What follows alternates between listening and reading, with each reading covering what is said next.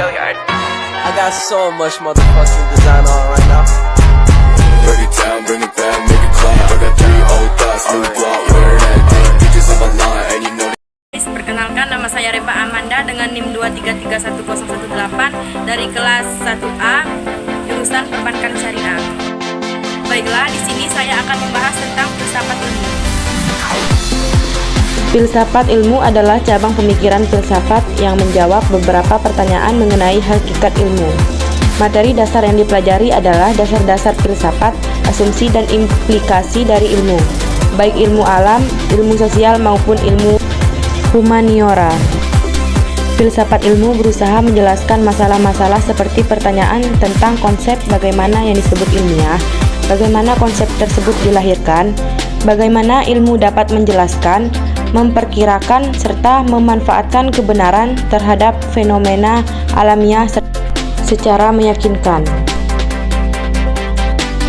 Contoh dalam kehidupan sehari-hari, kita berpikir rasional, logis, kritis, bertanggung jawab, serta konseptual.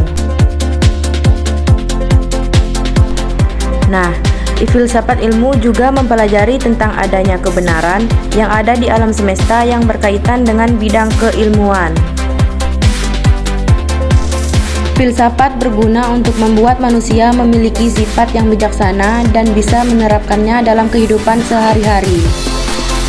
Filsafat juga bertujuan untuk membuat manusia memiliki perspektif yang luas dan melihat sesuatu. Dengan hal ini, maka manusia dapat memiliki pandangan yang luas dan dapat terhindar dari egosentrisme. Dengan menilai berbagai macam hal di sekitarnya secara objektif, maka melalui filsafat diharapkan manusia akan lebih terdidik dan mampu memiliki pengetahuan yang luas. Filsafat juga dapat mendorong para ilmuwan untuk mengembangkan dan lebih mendalami ilmu pengetahuan.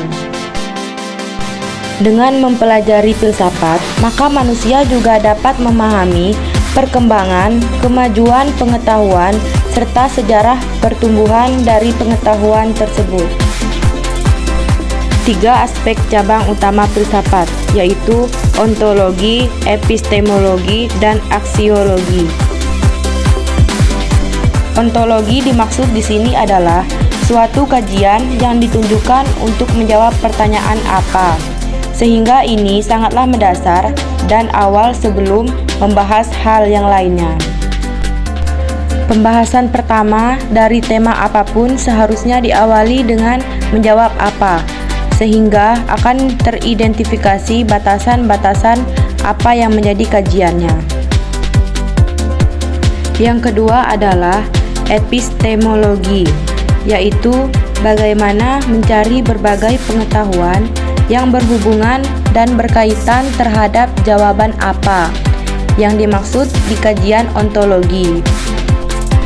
Adapun langkah berikutnya adalah tidak hanya cukup dengan mendefinisikan apa sesuatu itu, tetapi harusnya melengkapi berbagai macam halnya tentang sesuatu yang sedang menjadi objek pembahasan.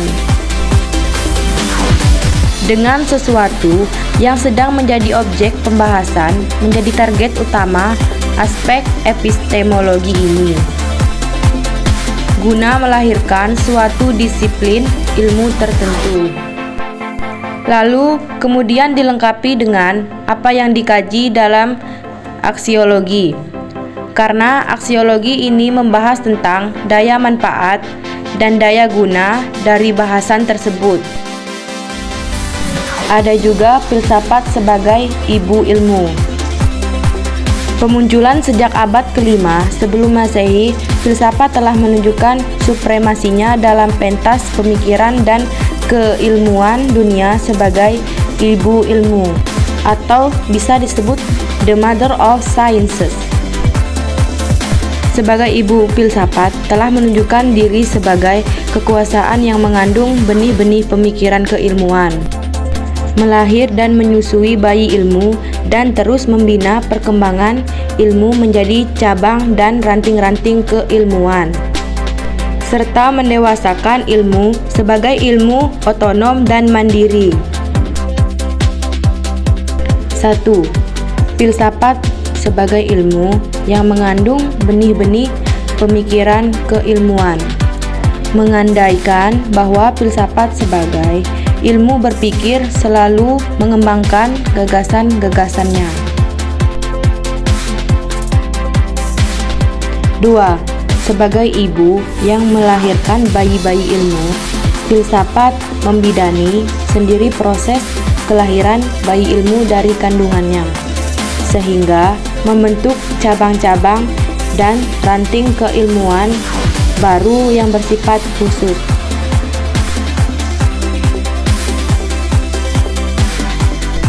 Sebagai ibu kandung yang menyusui ilmu, filsafat memberikan gizi pemikiran dalam berbagai proses diskursus dan ujian-ujian kritis.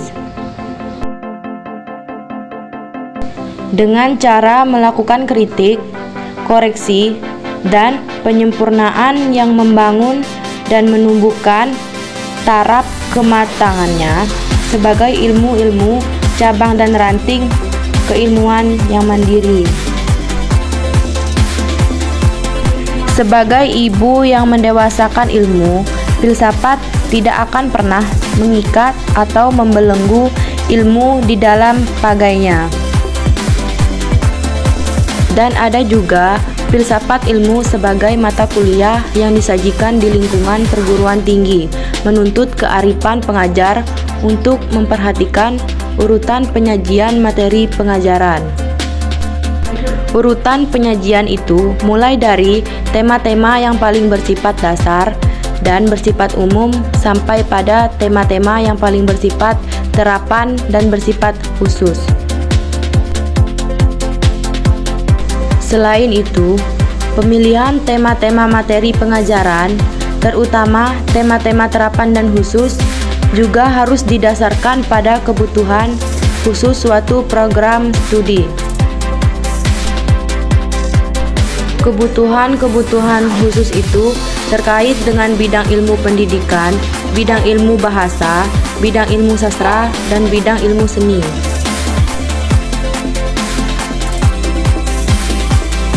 Dua aliran utama dalam filsafat ilmu adalah aliran empirisme dan aliran rasionalisme. Ruang lingkup filsafat ilmu dibagi menjadi beberapa macam. 1. Masalah-masalah metafisika atau eksistensi realitas yang berhubungan dengan keberadaan ilmu. 2. Masalah-masalah epistemologis atau metode pencapaian pengetahuan yang berhubungan dengan ilmu. 3. Masalah-masalah etika atau moralitas yang berhubungan dengan aktivitas pencapaian ilmu dan penerapan ilmu dalam kehidupan masyarakat. Yang keempat, masalah-masalah estetika atau keindahan yang berhubungan dengan ilmu. 5. Masalah-masalah logika atau pembentukan suatu kesimpulan ilmiah yang berhubungan dengan ilmu. Ada juga hakikat ilmu. Pengertian ilmu dapat dirujuk dalam konteks etimologi dan konseptual.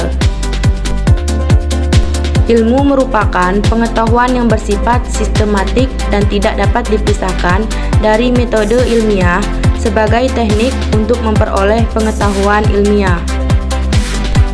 Suatu jenis pengetahuan dapat diklasifikasikan sebagai pengetahuan ilmiah karena telah memenuhi beberapa syarat ilmiah tertentu, yaitu memiliki dasar pembenaran, bersifat sistematik, dan memiliki sifat intersubjektivitas. Sejarah perkembangan filsafat dan ilmu juga dapat disajikan dalam bagian ini. Ada juga hakikat ilmu pendidikan, bahasa, sastra, dan seni. Pada bagian ini, dilakukan kajian filsafat ilmu tentang hakikat ilmu pendidikan, ilmu bahasa, ilmu sastra, dan ilmu seni. Ini berarti dilakukan analisis suatu ilmu berdasar karakteristik atau syarat suatu ilmu.